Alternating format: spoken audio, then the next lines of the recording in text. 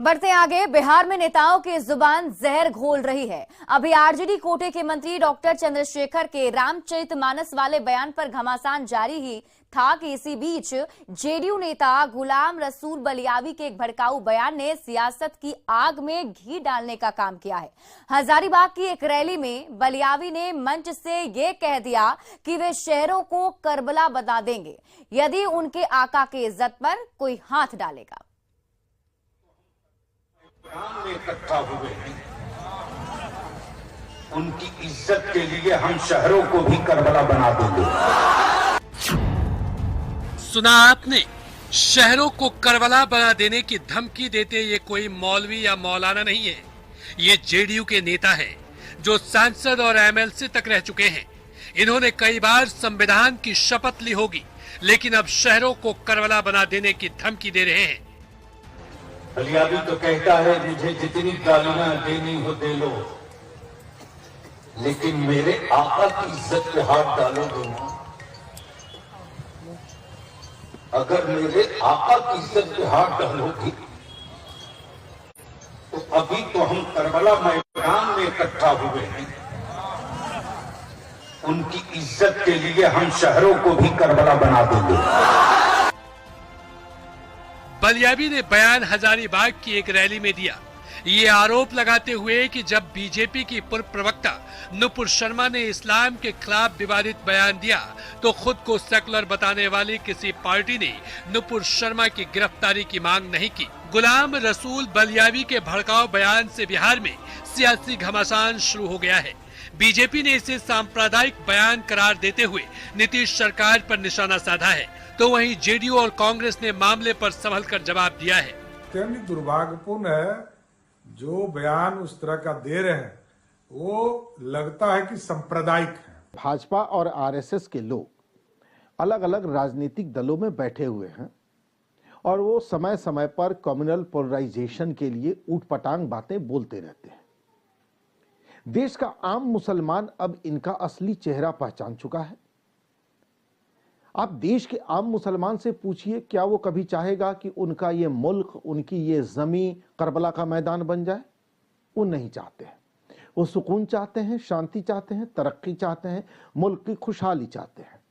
इसलिए इन सब नेताओं के बयानों को नोटिस नहीं लेना चाहिए, ध्यान नहीं देना चाहिए। राजनेता को कोई धर्म पर बोलने का, वो धर्म गुरु कोई बोलते हैं तो अच्छा है। राजनेता को विकास पर और क्षेत्र के समस्याओं पर, उस पर कोई रखने का अधिकार होता है और रखना चाहिए।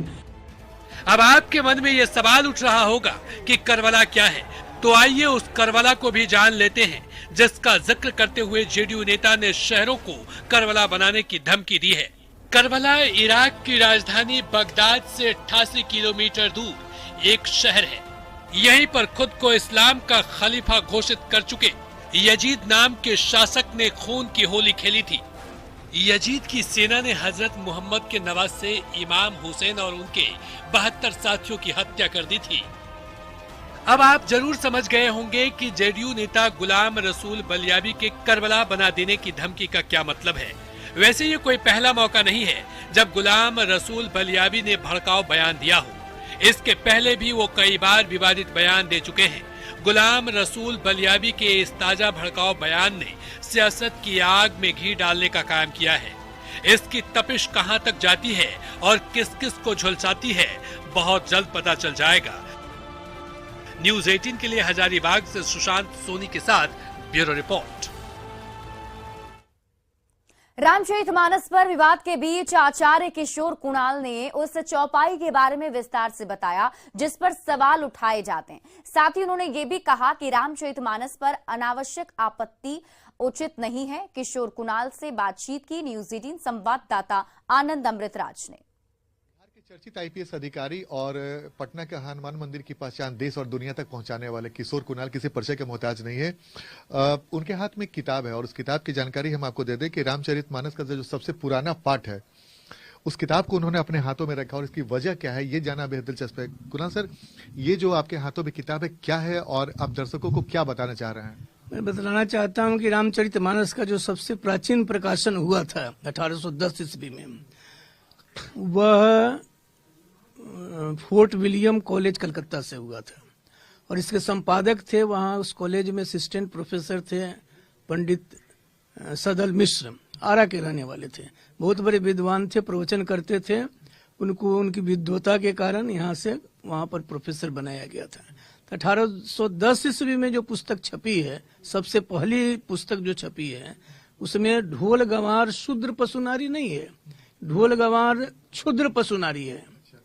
तो जो बावेला मचाया जाता है कि शूद्र और नारियों को इसमें प्रताड़ित करने की बात कही गई है, तो ये क्षुद्र रहे तो शूद्र तो इसमें है नहीं, शूद्र है नहीं इसमें। नारी का अर्थ उन्होंने समुद्र बतलाया था। कैसे?